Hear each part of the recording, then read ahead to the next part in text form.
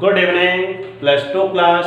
बेटा आज हम स्टार्ट कर रहे हैं इस वीडियो में chapter number 13 miscellaneous exercise. Okay, तो इसके फर्स्ट क्वेश्चन से हम इसको स्टार्ट करते हैं।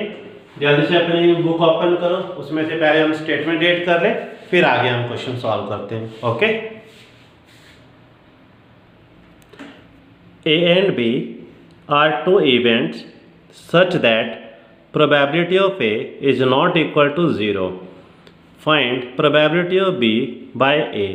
B की प्रोबेबिलिटी निकालनी है जो A के ऊपर डिपेंड हो। तो ये फर्स्ट एक्सरसाइज का क्वेश्चन है। इफ़ दो कंडीशन गिवन है, if A is a subset of B, तब भी हमने यही फाइंड करना है। सेकेंड कंडीशन कहता है अगर A इंटरसेक्शन B एम्प्टी है तो भी हमने यही फाइंड करना है। ओके, चलो स्टार्ट करते हैं इस क्वेश्चन को। देखो डाल probability of B by A find करके दिखाना है। अगर ए बी का सबसेट है तो अब सबसेट क्या होता है आपको याद होगा, 11th क्लास में हमने पढ़ा था कि जैसे ए किसके इक्वल है 1 2 3 और बी इज इक्वल गिवन है 1 2 3 4।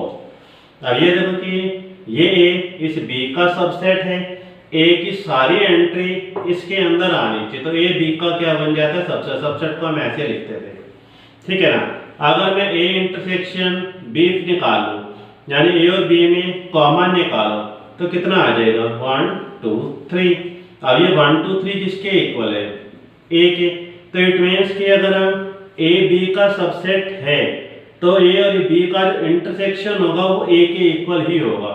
तो इसका मतलब probability of A intersection B किसके इक्वल रहेगी, प्रोबेबिलिटी, क्योंकि ए इंटरसेक्शन बी किसके इक्वल है ए के, तो ए इंटरसेक्शन बी की प्रोबेबिलिटी ए के इक्वल। याद रखें अगर ए बी का सबसेट है तो ए इंटरसेक्शन बी की जो प्रोबेबिलिटी है वो प्रोबेबिलिटी ए के इक्वल ही आएगी। ओके बेटा, क्लियर। देखो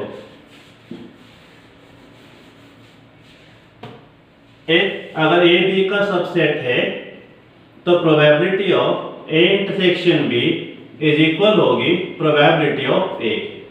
अब मेरे को ये वाली लाइन फाइंड करनी है, तो now probability of B depend on A. First exercise का क्वेश्चन, तो formula is probability A intersection B, जो बाद में लिखा है उसे आप डिवाइड में लिख दें। ओके, अब probability of A intersection B किसके इक्वल है, प्रोबेबिलिटी ऑफ ए के, डिवाइड बाय प्रोबेबिलिटी ऑफ ए।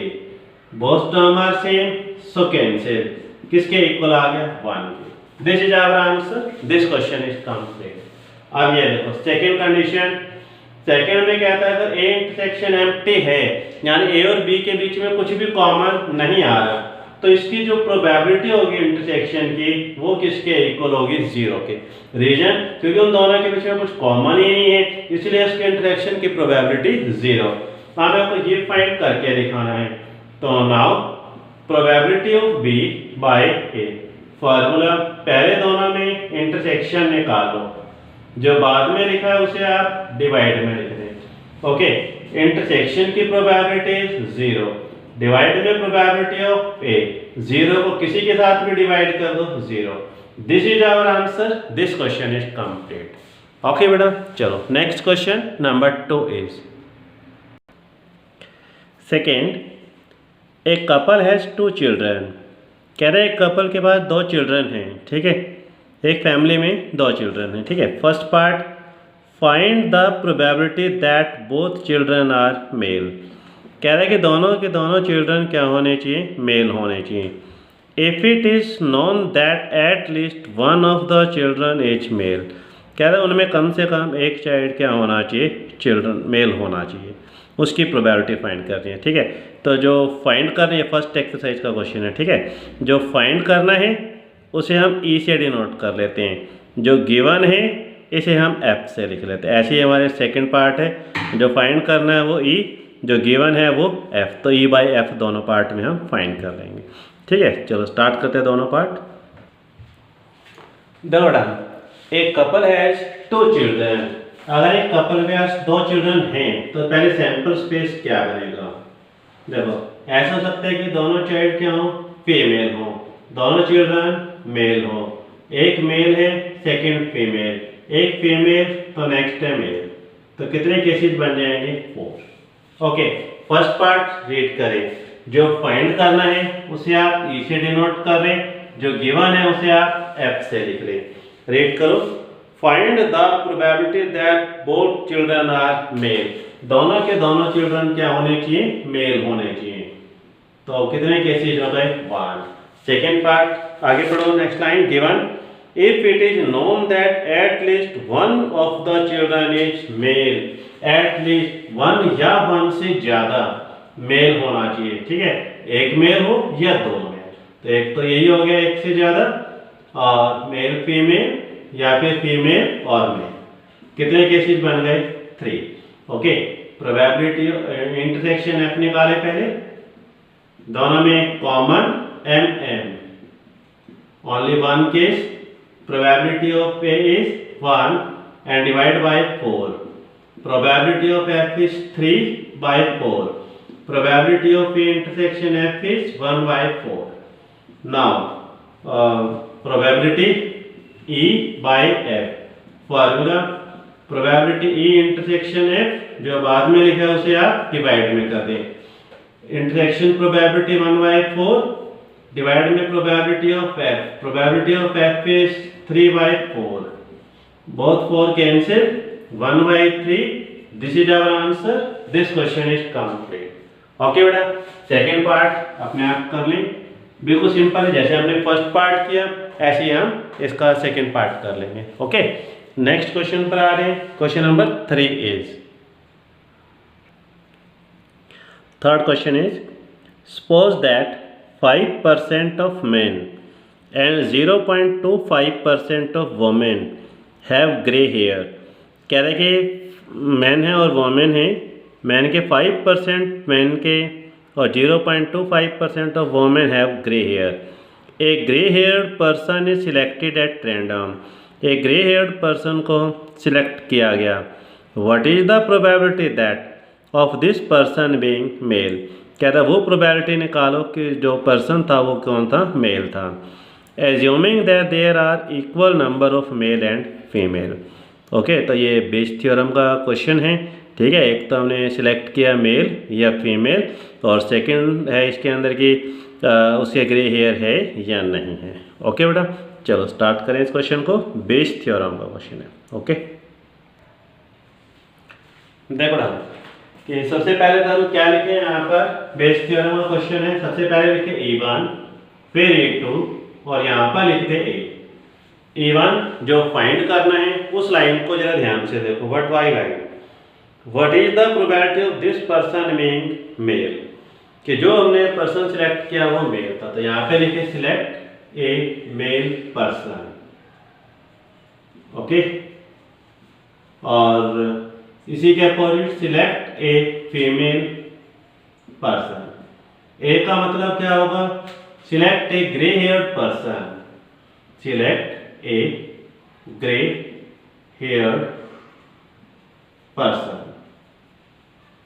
ठीक है, probability of E1, probability of E2, probability of A by E1, probability of A by E2। Okay, अब उसमें E1 की probability क्या है कि select a male person. E2 क्या है? Select a female person. अपनी लास्ट लाइन को जरा ध्यान से पढ़ो बुक में। Assuming that there are equal number of male और फीमेल। कहते हैं एक ग्रुप है, उसके अंदर जितने मेल हैं उतने ही उसके अंदर क्या है? फीमेल है। यानी कि अगर हमारी क्लास में 40 स्टूडेंट्स हैं तो उसमें 20 मेल हैं, 20 फीमेल्स हैं, यानी 50-50% चांसेस हैं। यानी 50% मेल है और 50% ही क्या है? फीमेल। तो 50% है तो क्या बन गया? हाफ, और 50% क्या बन जाएगा? हाफ, यानी हाफ मेल है हाफ ही फीमेल है। ओके, अब इस लाइन को ध्यान से रीड करें। ए का मतलब क्या है? Grey haired person. E1 का मतलब मेल, ग्रे हेयर्ड पर्सन और मेल। देखो ए का मीनिंग ग्रे हेयर्ड और E1 का मीनिंग मेल। तो यहाँ पर ए का मीनिंग क्या है? ग्रे हेयर्ड पर्सन, और E2 का मीनिंग क्या है? फीमेल। ओके, तो अपने लाइन को ध्यान से देखो, उस लाइन को रीड करो। ग्रे हेयर्ड होने चाहिए और मेल पर्सन। फर्स्ट लाइन है, ध्यान से देखो। Suppose that 5% of men and 0.25% of women have grey hair. ठीक है ना, तो 5% और यहाँ पर कितना आ जाएगा 0.25%। यहाँ से परसेंट हटा दें 5/100, यहाँ से परसेंटेज हटा दें तो 0.25 डिवाइड बाय 100। अब बाय बेस थ्योरम तो जो पॉइंट क्या आएगा यहाँ पे E1 upon A। So probability of E1, probability of A by E1, तो probability of E1, probability of A by E1 plus probability of E2, probability of A by E2। Value डाल दें। Probability of E1 is 1/2, probability of A by E1 5/100, same यही लिख दें 1/2 5/100 plus probability of A2 is 1/2, probability of A by E2 is 0.25 divide by 100, 200 200 200 cancel, तो remaining terms are 5 0.25 and is equal 5/5.25। Point ऊपर ले जाएं, ऊपर 2 0 आ जाएंगे, divide by 5 to 5 पर कट कर दो। सो ये 100 5 1 5 0 5 5 25, 5 to 10 0, 5 to 10 1, 20 divided by 21. This is our answer. This question is complete. Okay. Question number 12 पर आ जाए। Suppose we have 4 boxes A B C D। कहते सपोज कर लो कि हमारे पास ये 4 बॉक्स हैं A B C D containing coloured marble as given below. Marbles होते हैं पत्थर, अलग अलग कलर के पत्थर हैं। हमारे पास 4 बॉक्स हैं, box A, box B, box C, box D. Box ए के अंदर 1 रेड कलर का मार्बल है, 6 वाइट कलर के मार्बल हैं और 3 ब्लैक कलर। ऐसे बॉक्स बी के अंदर 6 रेड कलर के मार्बल, 2 वाइट कलर के और 2 ब्लैक। इसी तरह से ये वाले, ठीक है। तो 4 बॉक्सेज में one of the boxes has been selected at random. चारों में से एक बॉक्स को सिलेक्ट किया गया and a single marble is drawn from it, और उनमें से एक मार्बल को सिलेक्ट किया। If the marble is red, कहते जब हमने बिना देखे एक मार्बल निकाला तो वो रेड कलर का था। What is the probability that it was drawn from box A, box B, box C. 3 question है। ये फर्स्ट पार्ट है कि बॉक्स ए से निकाला, ये सेकंड पार्ट है और ये वाला थर्ड पार्ट। तो 3 क्वेश्चन है ये वाले हमारे पास, ठीक है। चलो स्टार्ट करते हैं इस क्वेश्चन को। देखो डा, ये वाला क्वेश्चन भी हमारा बेस थ्योरम का है। देखो सॉल्यूशन, तो सबसे पहले लिख ले E1 A2 A3 A4 और A डैश। A डैश इसलिए क्योंकि यहाँ पर बॉक्स का नाम A आ गया, इसलिए मैंने यहाँ पर A डैश थोड़ा सा डिफरेंट कर दिया। E1 का मीनिंग, अगर मैं इस बॉक्स को सिलेक्ट करता हूँ तो E1, अगर इस बॉक्स को सिलेक्ट किया B, E2 इसको सिलेक्ट किया तो E3 और इसको सिलेक्ट किया तो E4। Select box A। अगर ये बॉक्स को सिलेक्ट करते हो तो E1, select box B, select box C and select box D। A dash का मीनिंग होगा सिलेक्ट ए रेड मार्बल। हमने एक रेड कलर का मार्बल सिलेक्ट किया। ओके, तब हम यहाँ लिखेंगे probability of E1, probability of E2, probability of E3, probability of E4। यहाँ पर आएगा probability of A dash by E1, probability of A dash upon E2, probability of A dash by E3, probability of A dash upon E4। Okay, हमारे पास 4 box हैं, सारे में अंदर जो marble है वो इक्वल है, 3 6 9 और 1 10, 2 2 4 और 6 10, 2 और 8 10। इसके अंदर भी 10 मार्बल्स हैं। ओके, तो E1 की प्रोबेबिलिटी, अगर मैं चारों में से एक बॉक्स सिलेक्ट करता हूँ E1, तो ये 1/4 हो जाएगा। 1/4 1/4 1/4, बिकॉज कि मैं 4 में से एक बॉक्स को सिलेक्ट किया, इन सबका टोटल 1 आना चाहिए। ओके, इसका मीनिंग क्या है? ए डैश का मीनिंग रेड मार्बल। एक रेड मार्बल निकालना है फर्स्ट बॉक्स में से। अब इसके अंदर रेड मार्बल कितने हैं? 1 और टोटल कितने हैं इसके अंदर 10। एक रेड मार्कर निकालना है सेकंड बॉक्स में से, तो 6 और टोटल कितना है 10। एक रेड मार्कर निकालना है थर्ड बॉक्स में से, 8 में से कोई एक 10 में से, इधर से रेड मार्कर तो इसमें है ही नहीं, 0/10 तो 0 ही आएगा। अब next line Bayes theorem first part read करें। फर्स्ट पार्ट में वो क्या कहता है, स्टेटमेंट रीड करो।